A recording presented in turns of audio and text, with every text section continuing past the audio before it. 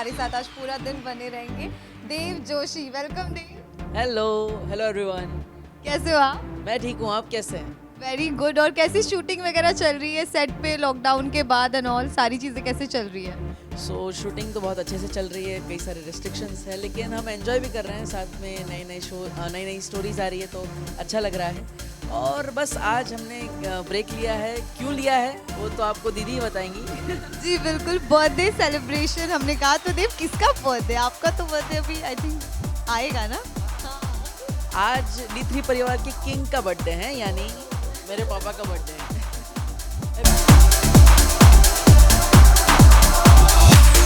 इतनी सारी तैयारियां की है आपके लिए दोनों ने मिलके, कितना स्पेशल फील हो रहा है?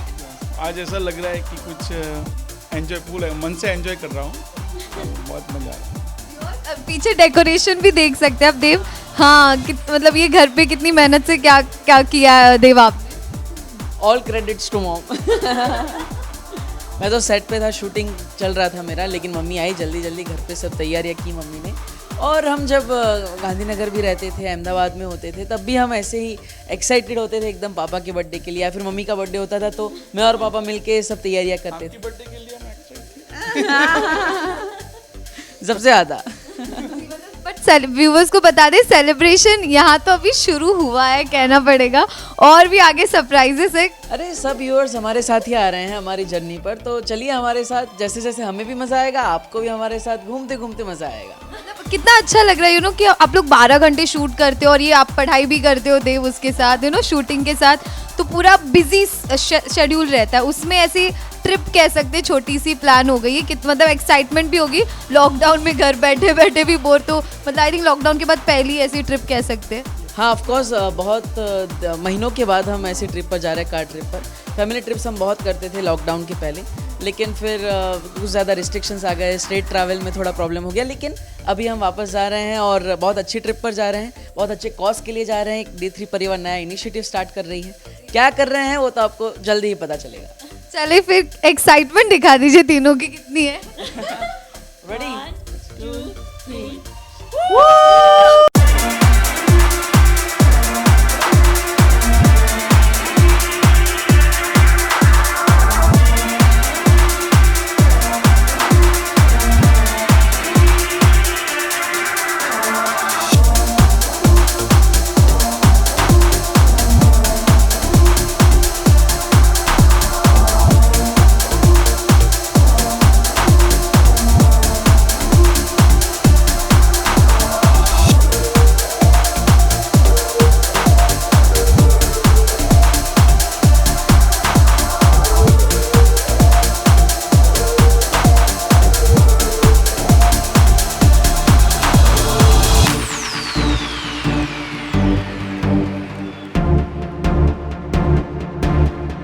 आठ महीना लॉकडाउन और फिर उसके बाद हमने शूटिंग पे ही मोस्टली फोकस किया है, लेकिन उसके बाद पहली बार मुंबई के बाहर आए हैं और पुणे जा रहे हैं, तो एकदम ग्रीनरी पहाड़ों वाले इलाकों में लोनावाला से होते हुए एक अच्छा फीलिंग आ रहा है। और ऐसा बाहर आज़ादी में ऐसे निकले हैं थोड़े दिन के लिए, थोड़े टाइम के लिए, ऐसा लग रहा है बहुत टाइम बाद। आप बताइए मम्मी। हाँ, ऐसा लग रहा है कि जैसे फ्री है, थोड़ा अच्छा सा एटमॉस्फेयर है, पहाड़ है, बस इससे छुटकारा नहीं मिला अभी तक। ओके, सो बहुत अच्छा लग रहा है, और बर्थडे है तो बर्थडे के दिन एंजॉय भी कर रहा है, अच्छा लग रहा है।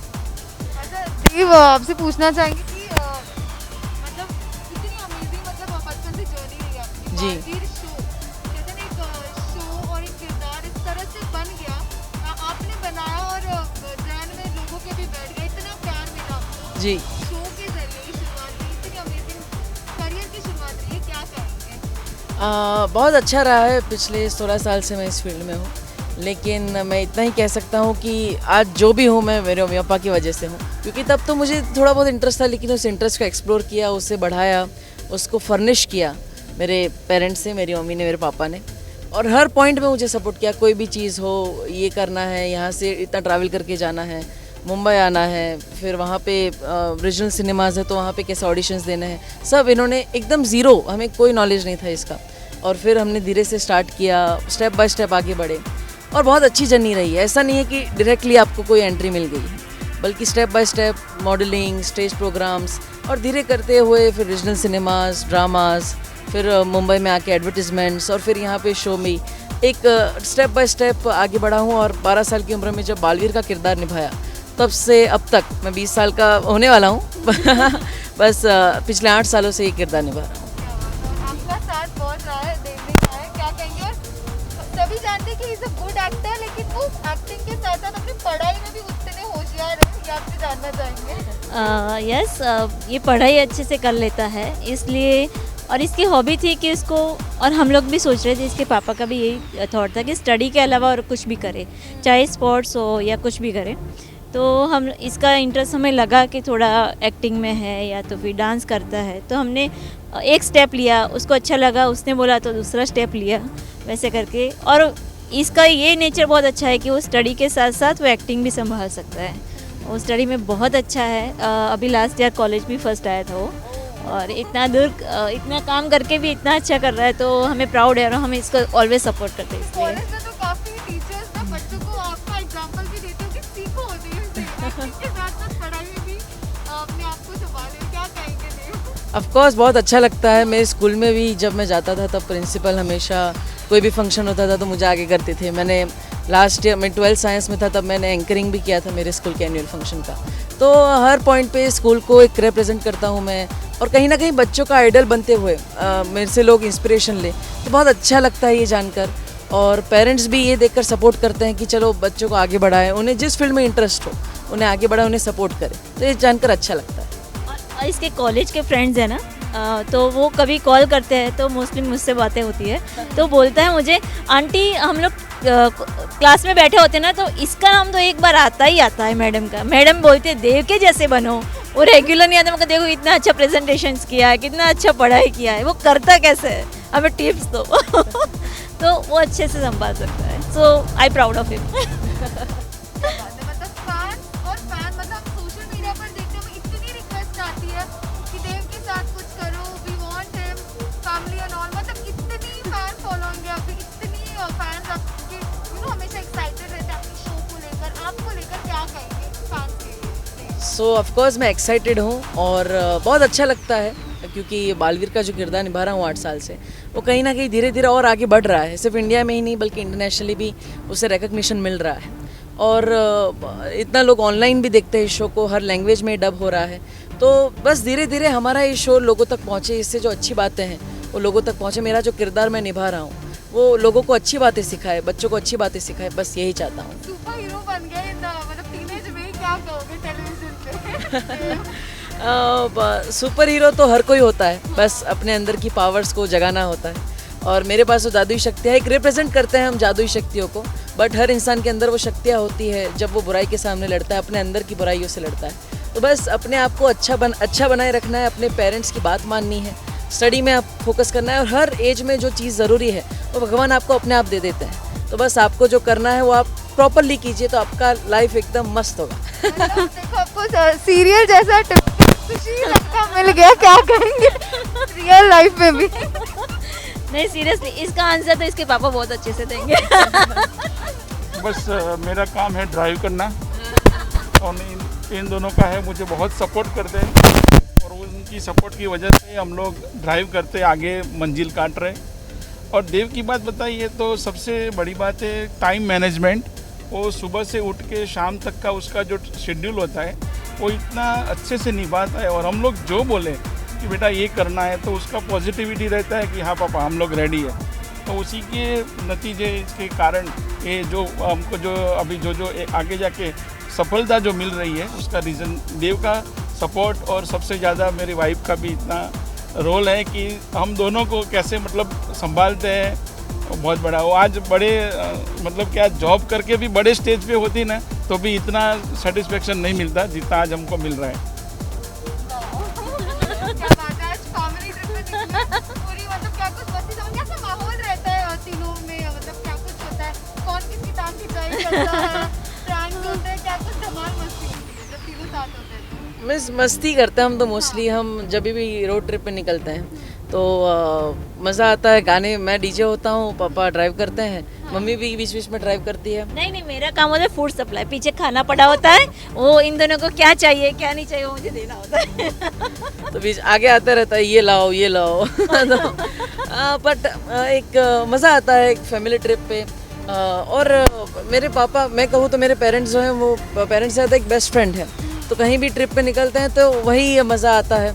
हम लेह लद्दाख गए थे 2018 में, तो अब बाय कार गए थे, 24 दिन का ट्रिप किया था हमने, और फैमिली के साथ इतना एंजॉय किया कि जितना मैंने आज तक कभी नहीं किया था और ना ही कभी कर पाऊँगा। But that was a memorable trip. तो बस उसी तरह हम आगे ट्रिप्स करते रहे, हमारी फैमिली ऐसे ही एंजॉय करते रहे।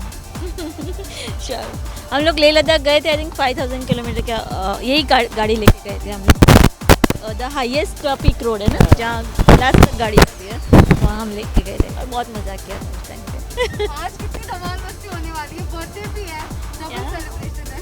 बस डीजे गाने बजा रहे हैं अच्छे अच्छे, हम एंजॉय कर रहे हैं, गाड़ी में खाना खा रहे हैं, केक्स खा रहे हैं, एंड देन मस्ती कर रहे हैं।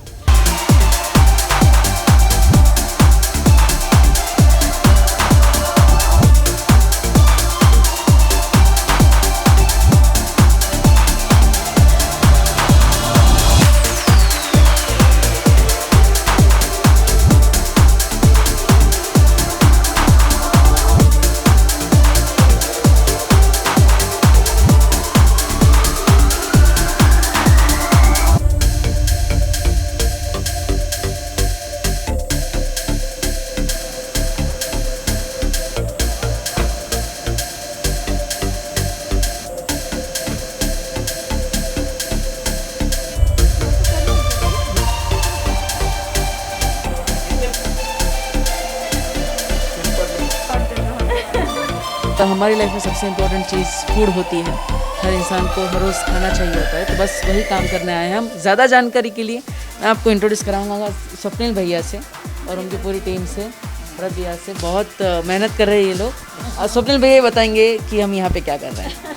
आइए स्वप्निल। एक्चुअली जब ये लॉकडाउन स्टार्ट हुआ था तब हमारे यहाँ पे मोस्टली खाना बचता है, जो हमारा फूड का बिज़नेस है एक्चुअली। तो हम लोगों ने स्टार्ट किया देव से डिस्कस करके कि ये जो बचा हुआ खाना हम लोग डिस्ट्रीब्यूट करेंगे, क्योंकि बहुत सारे रास्ते लोग रोड पे थे एक्चुअली, उनका घर चला गया था, वो चला गया था। तो हमने तब से स्टार्ट किया फूड सर्व करना। आज की डेट तक मतलब 2-3 मंथ के अंदर हमने 8000 to 9000 फूड पैक्स डिलीवर कर दिए एक्चुअली। सो अभी होप कि अभी D3 केयरिंग क्लब से वो काम स्टार्ट होगा और आगे चलता रहेगा।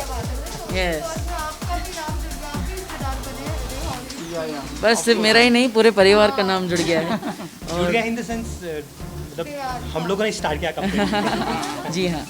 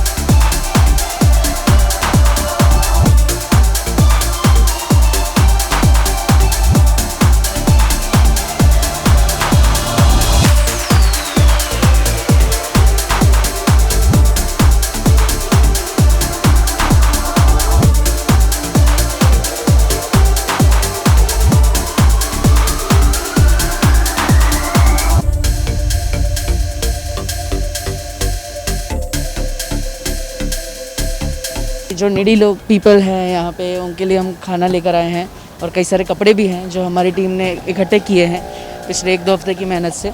तो बस आज वही हम सबको बांट रहे हैं और यहाँ पे आए हैं।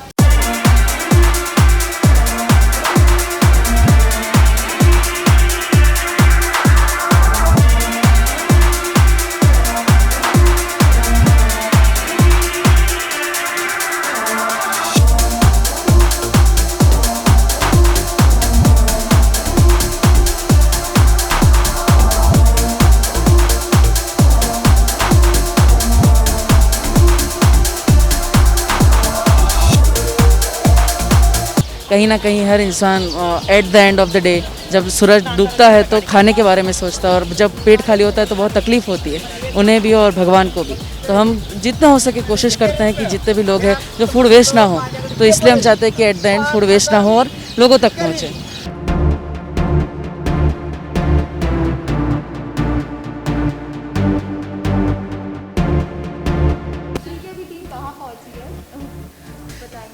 सो यहाँ पे हम अन्नपूर्णा माता जी का आशीर्वाद लेने आए हैं, और साथ ही साथ यहाँ पे जो बच्चे हैं जो अनाथ आश्रम में रहते हैं उनको खुश करने और उनके साथ मेरे पिताजी का जन्मदिन मनाने आए हैं।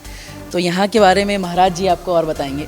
बताइए महाराज जी। यहाँ जो अनाथ आश्रम है अन्नपूर्णा नगर अन्नपूर्णा आश्रम, यह अलंदी तीर्थ क्षेत्र है। यहाँ तो 98 साल से 1998 साल से चल रहा है। ये पहली कक्षा से फर्स्ट से 12वीं तक यह बच्चे यहाँ पढ़ते सिखाते। आप जैसे लोग यहाँ जन्मदिन मनाते तो तब बच्चों को कोई कपड़ा है, भोजन है, ये सब सुविधा आप तरफ से मिलती है। आप यहाँ आ गए, हमको बहुत अच्छा लगा।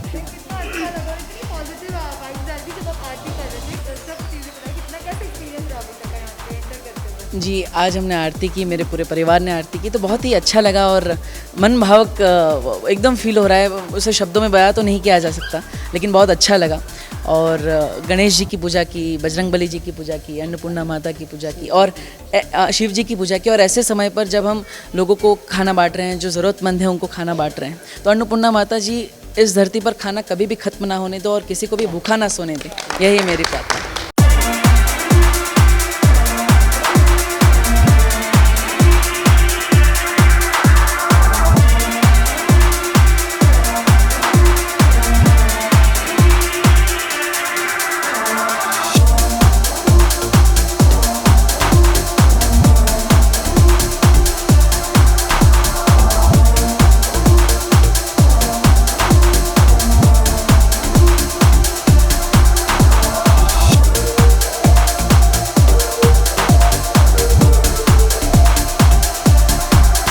अनोखे तरीके से बर्थडे सेलिब्रेशन हुआ है और इतना मज़ा आया। आप देख सकते हैं सबके चेहरे में, मतलब सुबह से अभी शाम हो चुकी है लेकिन खुशी है, आइज़ में एक ब्लेसिंग वाली फीलिंग है, एक नमी भी है, खुशी वाली कह सकते हैं। क्या कहेंगे, इनसे ही पूछते हैं।